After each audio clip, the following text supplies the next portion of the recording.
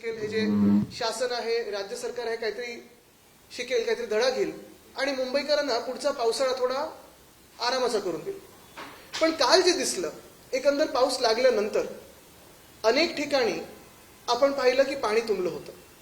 आणि म्हणून काल संध्याकाळीच मी ठरवलं की आज ही पत्रकार परिषद घ्यायची आणि मुंबईकरांच्या वतीने एक प्रमुख मागणी राज्य सरकारकडे ठेवायची, मुख्यमंत्र्यांकडे ठेवायची की मुंबईमध्ये ज्यांच्या ज्यांच्या घरात पाणी गेलं असेल, मुंबईमध्ये ज्यांच्या ज्यांच्या दुकानात पाणी गेलं असेल, त्यांना रितसर सरकारी तिजोरीतून, मुंबई महानगरपालिकेचे नाही कारण तिथं तुम्ही खाली केलीच आहे, सरकारच्या तिजोरीतून नुकसान भरपाई ही देण्यात यावी, ही आमची शिवसेना उद्धव बाळासाहेब ठाकरे पक्षाची मागणी आहे, मुंबईकरांची मागणी आहे.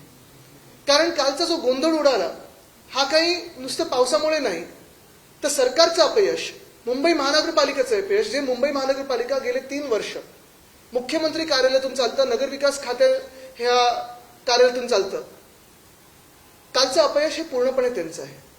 एकंदरच आपण पाहिलं असेल तर गेल्या 2-3 वर्षामध्ये भ्रष्टाचार हा असाच सुरू आहे.